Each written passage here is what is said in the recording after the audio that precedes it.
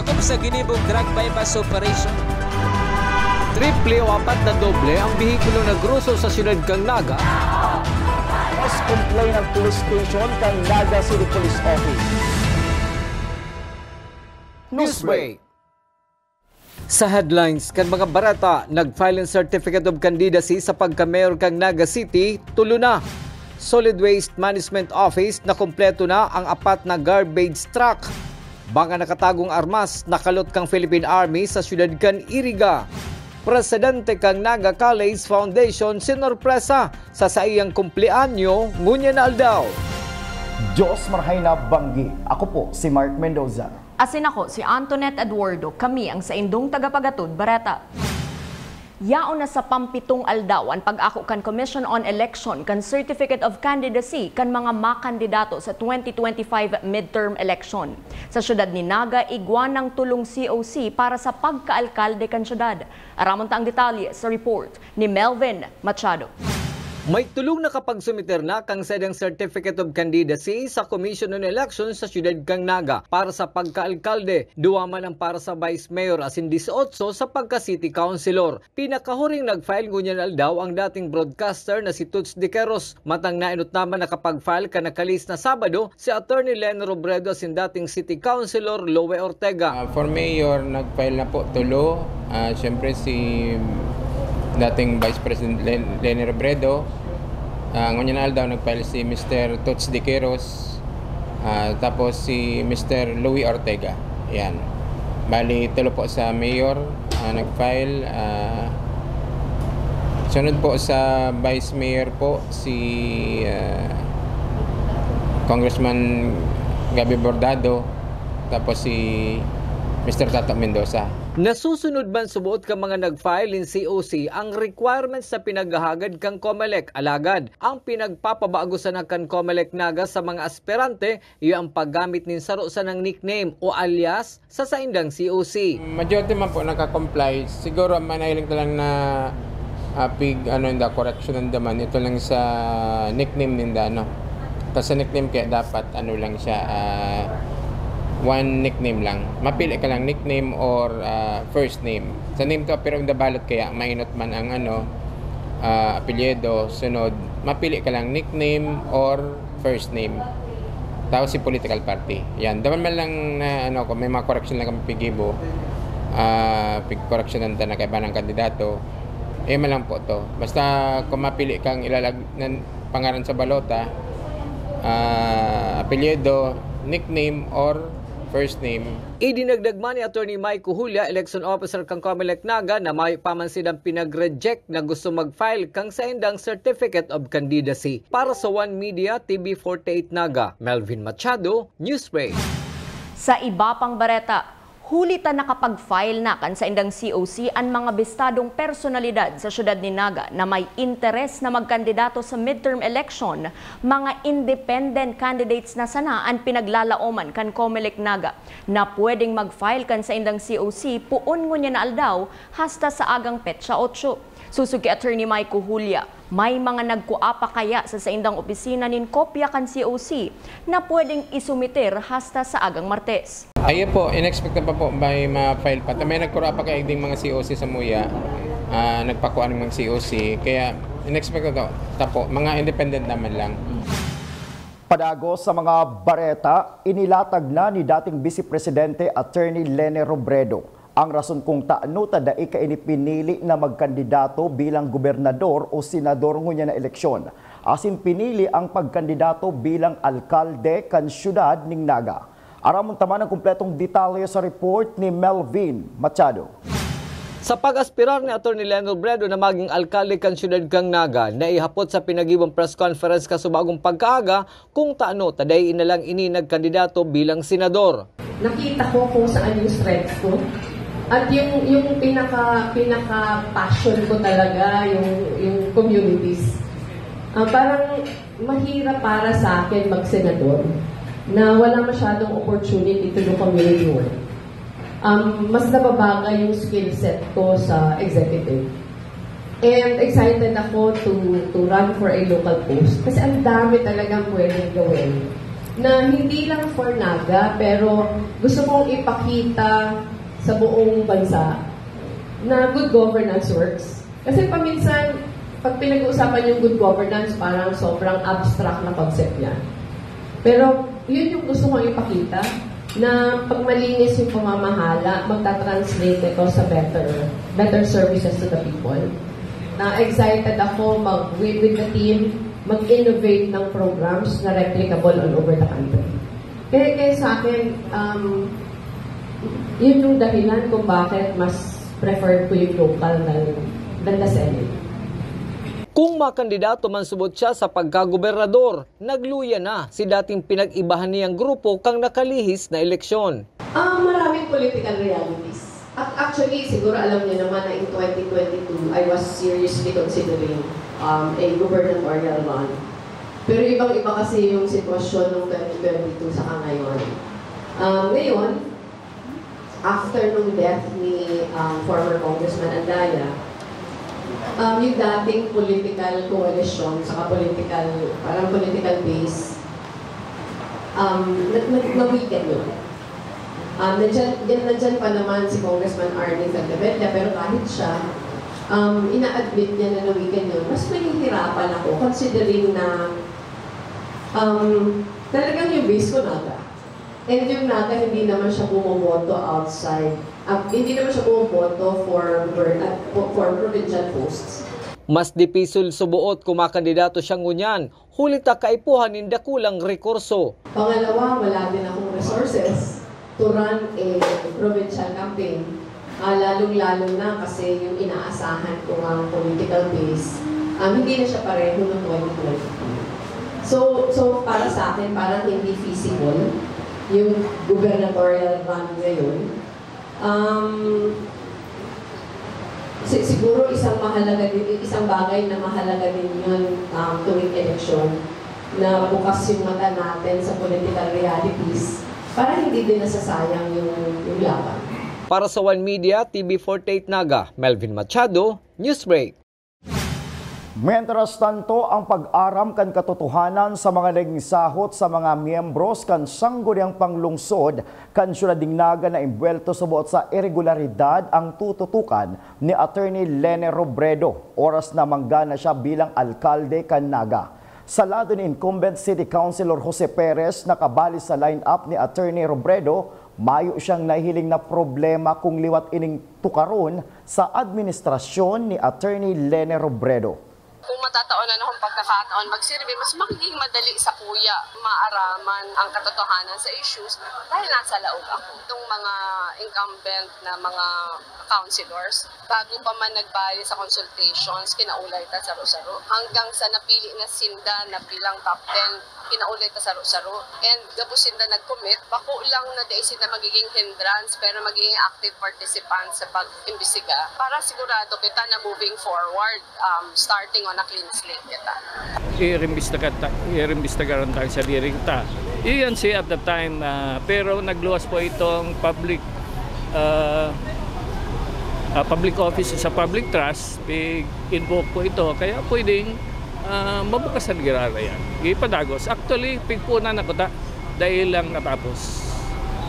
May nag-aging ibang proseso, itong pig-request kang NCPC, saka itong presentation po kang we solve. Kaya kung may dalan po giraray na ipadagos ito, no problem po. Sa iba pang bareta, sarong aldaw bago ang pinakahuring aldaw kan filing kan Certificate of Candidacy sa opisina kan Commission on Elections. Mayo pa man na i-report na anumang insidente sa gabos na lugar sa Camarines Sur. Iniman ang pinagmomonitor kan Camarines Sur Police Provincial Office ang mga nangyayari sa kada banwaan. Magayon man subuot na naging matuninong ang pagsumiti kan COC kan mga makandidato asin mayong naitalang kariribukan. Mapadagos pa man ang sa indang pagbantay hanggang sa pinakahuring aldaw kan filing of COC sa aga, Oktubre 8. Po tayo nga itatalang incident related po sa COC filing. At hopefully ganyan po hanggang matapos po ito. So yung mga naka-assign ma'am sa kada COMELEC offices, nagre-report sa inyo kung ano po yung ano? Yes po, nagre-report naman po yun. At nakamonitor naman po, napaka-hands-on po na ating provincial director. Sa pagbabalik ng news break, rider dead on arrival matapos makabangga sa natumbang poste na ang kable nasabitanin sa sarong truck sa Del Rosario, Ciudad Ningnaga. Iyan asin iba pang mga bareta sa pagwelta kan One Media TV 48 Naga News Break. Dakop sa ginibong drug bypass operation. Triple o apat na doble ang bihikulo na gruso sa Ciudad kang Naga.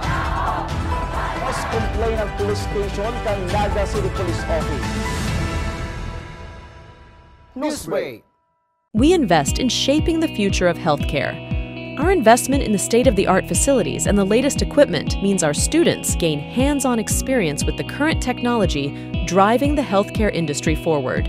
From immersive laboratories to AI-powered patient model simulators to innovative learning environments, our graduates are prepared to meet the challenges of modern healthcare. The Naga College Foundation, College of Health Sciences, your premier leap to becoming a champion of healthcare. Hello, NCF! Welcome to the Naga College Foundation Incorporated, where academic excellence meets limitless opportunities. Welcome to the home of the champions. Join us as we leap into the future. NCF is committed to providing state-of-the-art facilities to nurture the next generation of professionals. Our first-class facilities are designed to empower our students and equip them with the skills and knowledge needed to excel in their chosen field. Here at NCF Wings, you are a step closer to your dream of becoming a flight attendant. This is the first cabin crew training in Bicol. But at the heart of it all is the newly constructed College of Criminal Justice Education building. The Naga College Foundation Incorporated is one of the 10 schools in the Philippines recognized by the Commission on Higher Education as the Center of Development in Criminology. Our classrooms are designed to facilitate interactive learning, strategically designed to support collaborative discussion and critical thinking. This building is home to Bicol's first world-class indoor firing range, which provides our students first-hand training in ensuring that they are proficient in firearm safety and marksmanship. From crime scene simulation laboratories to forensic science facilities, NCF CCJE has a wide range of specialized resources to prepare its students for various career opportunities in criminal justice. Unlock your potential today. Join us as we leap into the future. Join the Naga College Foundation, College of Criminal Justice Education.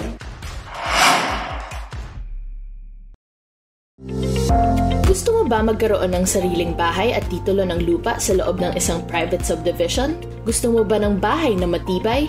Gusto mo ba ng property na walang kahate at may future expansion? Your ready for occupancy unit is waiting for you at Parkview Naga Urban Residences located at Zone 7, San Felipe, Naga City near the Naga City Eco Park. Parkview Naga Urban Residences is developed by Aman Engineering Enterprises. We build to last using a RISE technology, making your family's home the safest with solid concrete buhos, typhoon resistant, fire resistant, pest resistant, and earthquake resistant. Get a quote today. Talk to our accredited real estate brokers or salespersons, or visit Enjoy Realty and Development Corporation on the second floor, Aman Corporate Center, Parkview Executive Townhomes, Zone 6, San Felipe, Naga City, or call 0929-608-3744 and 054-884-5188 to make an appointment.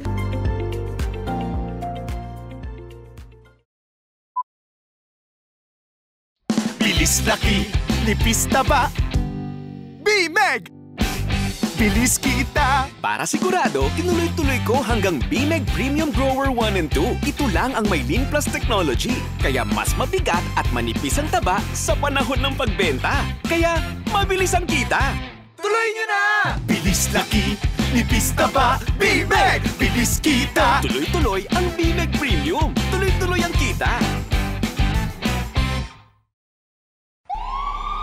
Sa likod kan mga kadipisilan, mga nag-aging kalamidad, tensyong pansiguridad, asin daing untok na kariribukan sa bilog na kinakban. Padagos mo kaming binabantayan. Salamat po ina sa urualdaw mong pagpadangat. Ang bilog na kabikulan, yaon sa pagranga kan sa imong ngaran. Halik kay Congressman Zaldico, Congressman Jill Bongalon, asin kan bilog na Ako Bicol Party List. Viva la Virgen! Viva Nuestra Señora de Peña Francia!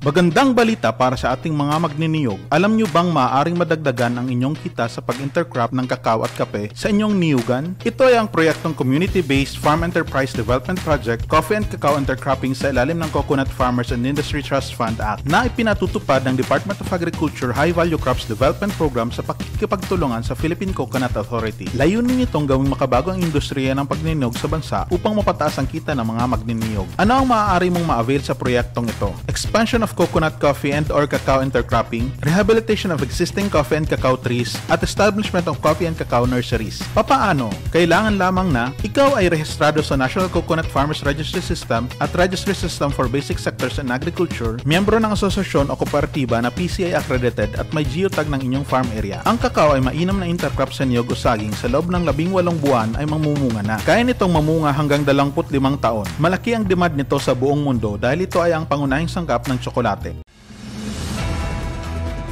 Dakop sa ginibong drug bypass operation. Triple o 4 na doble ang bihikulo na gruso sa siyudad kang Naga. Mas complain ng police station kang Naga City Police Office. Newsbreak. Sa pagpapadagos kan mga bareta, Solid Waste Management Office na kumpleto na ang pinagmamawot na 4 na garbage truck para ngunya na taon. Kasubagong aga pinagibo ang blessing sa nasabing mga panghakot basura kan syudad. Ang detalye sa report ni Christine Reyes. 4 na mga bagong garbage truck ang binakal kang lokal na gobyerno kan Naga para sa pangdagdag hakot kang basura kang Solid Waste Management Office. Pagkatapos kang flag raising ceremony, pinagbendisyonan na ang mga bagong truck ng SWMO na makakatabang sa paghakot kang basura sa syudad ni Naga. Susog kay Engineer Joel Martin, pamayo kang Solid Waste Management Office na kumpleto na ang mga dump trucks na sa inang pinag-request asin nagpuon naman ini mag-ikot sa nagkaperang area kang syudad. Nakumpleto ta na si apat ngunya na. Kabita po nga ni, may anong pakitang luma na perming halos perming nasa maintenance. Pero dakulat na pong bagay ini yung tabang sa tuya ni Mayor Nelson Legasyon. At least po ma-recover mi sigabos sa mga delays, sigabos sa mga inconveniences. Sida po nahakot, si mga reklamo sa Facebook, makukumply mi na po ito. Asin po panduwa, nangako pa po siya na madagdag pa siya ng truck duwa pa. Dahil ko lang po sigurado kung niya na taon o sa next year pa. Tangani po na dikit-dikit maribayan naman po si anong na remaining trucks na roluma na. Ninhuli sa bagong garbage truck, dakulang tabang na ini sa SWMO, huli na nagdadakol na ang sindang nahahakot na basura na nag-aabot na sa 135 tons kada aldaw. Magkakaigo man subot ng schedule ang pagluwas kang mga dump trucks para sa mas tultul na koleksyon kang basura. Ang daily average na po 135 tons per day. Nagdagdag ning pirang halos po nagdagdag kita ng mga 20% kan sa tuyang mga basura. Si Campiesta po nagabot kita sa 180 to 200 tons per day. Nakatipid po kita ng halos sobra po sa 20% kan si mga plastic. So, i-evaluate mo po ini and i-report mo po ini during our Solid Waste Management Board meeting ngunyang pong 18 kang Oktubre. Sa presente, may 10 ng dump trucks ang SWMO asin inaasahan na may maabot pang mga bagong trucks ngunyan o sa masunod na taon na maribay sa 6 na lumang dump trucks na igwasinda sa presente. Para sa One Media TV 48 Naga, Cristina Alcanza Reyes, Newsbreak. Mientras tanto, apwera sa paghakot kan mga basura hali sa 27 barangay kan syudad ning Naga. Nagagamit man subuot ang mga garbage truck ang Solid Waste Management Office sa panahon ng emerhensya. Susog kay SWMO Head Engineer Joel Martin kang nakalis na pagbaha sa syudad ning Naga.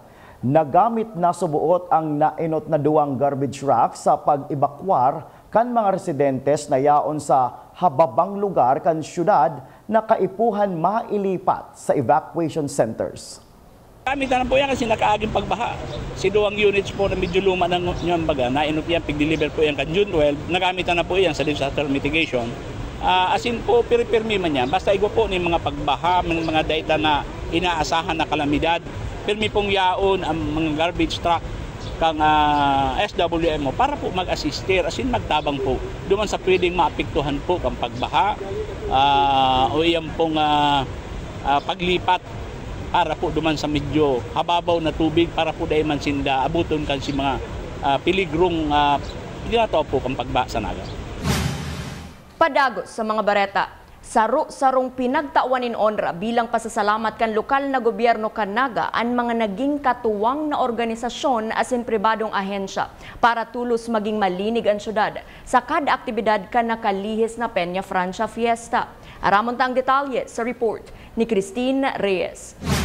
Dakol na organisasyon sa laog asin luwas kang syudad ni Naga ang nagtabang sa Solid Waste Management Office para sa pagmantinir kang kalinigan sa sentro kan Naga durante kang Peña Francia Fiesta. Sa flag racing Casubago, pinagtaawan ng Certificate of Commendation ang mga naging aktibong nagtabang sa syudad. Sa rudigdi ang Central Bicol State University of Agriculture Environmental Science Society, kung saan si Ms. Marilyn Sigüenza ang advisor. Taon-taon naman silang nagtatabang asin sarong onra naman ini na maitauninda ang sinang serbisyo. Ini pong commendation na tinawag ng Naga City Government. Ito po ang pagtao sa muning ondra.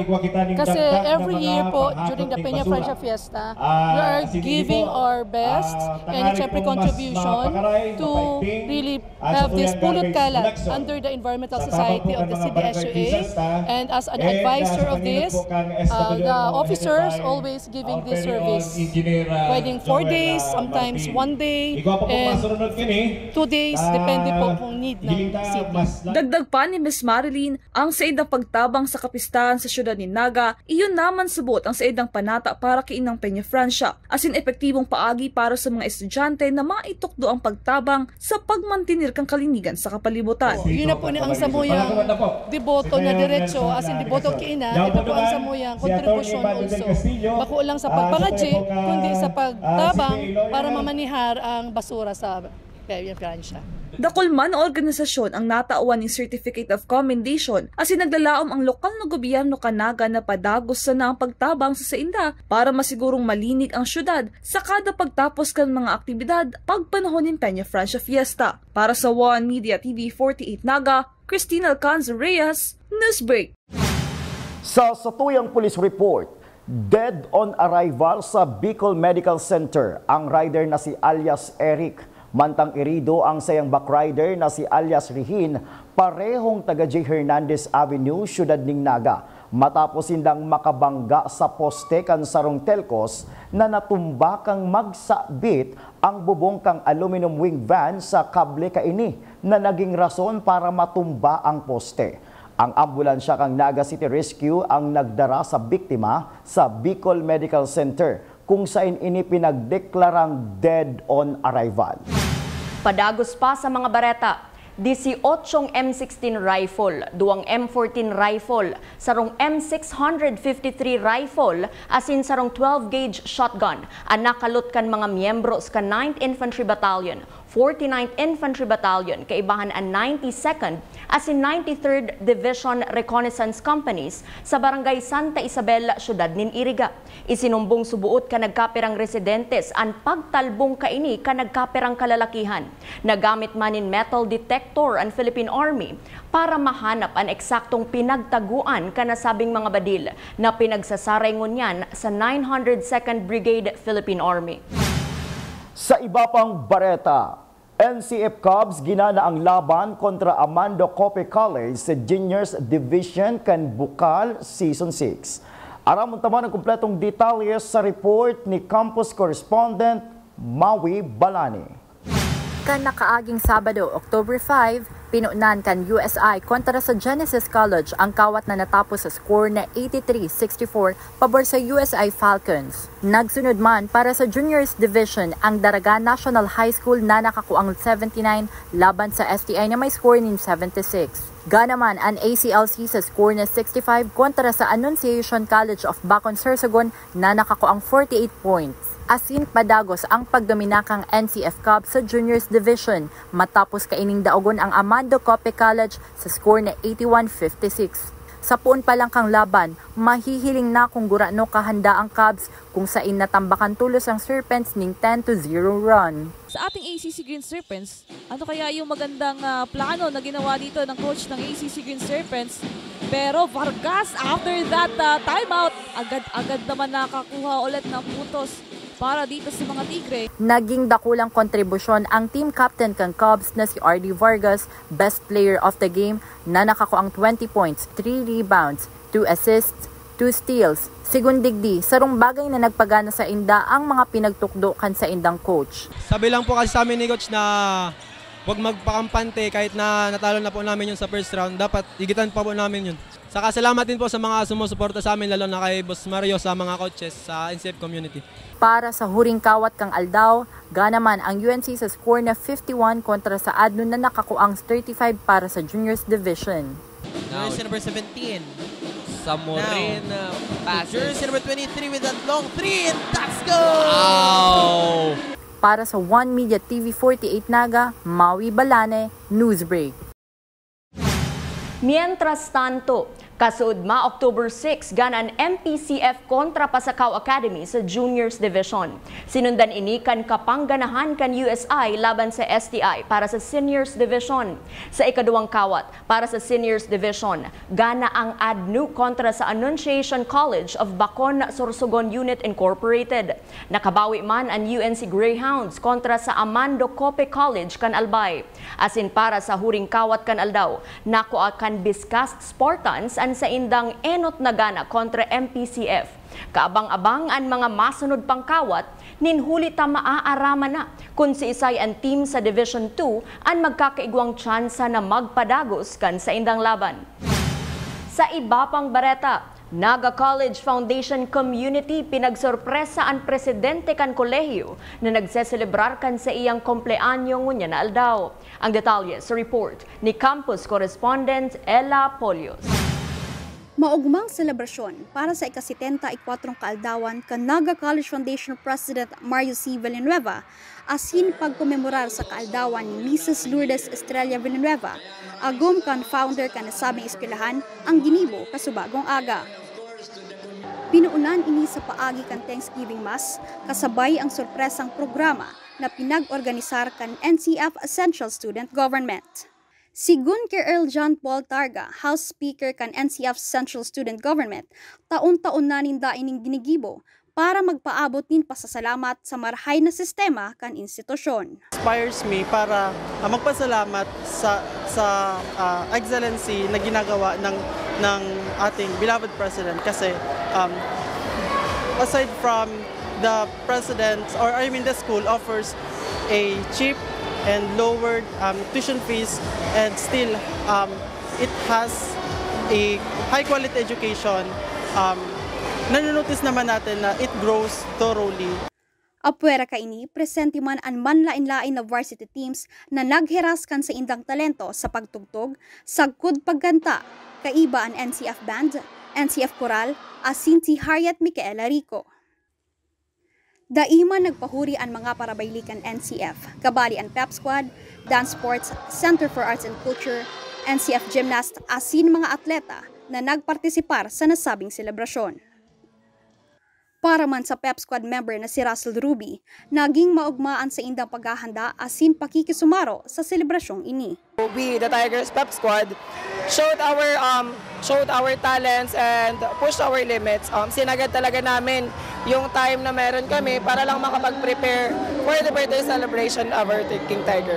Dakula man ang pasasalamat kang King Tiger President Mario C. Villanueva sa gabos na nakisumaro asin nakiugma sa siiyang kaldawan.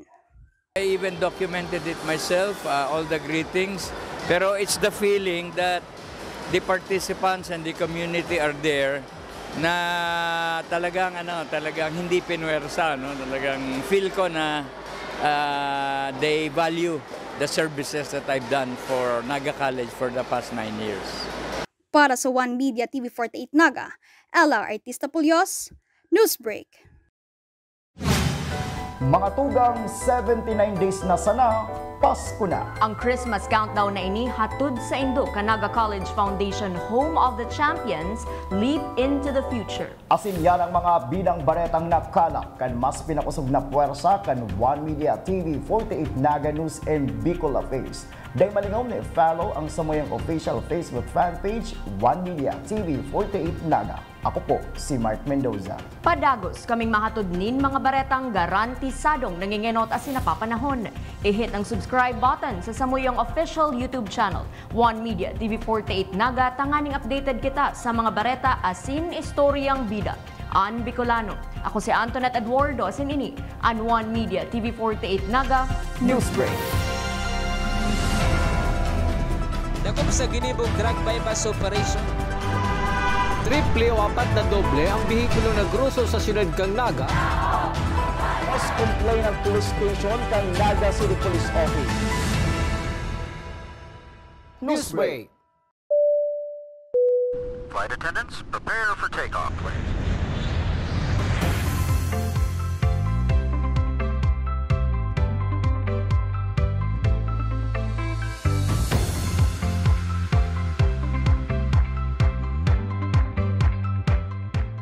Slip life vest over your head.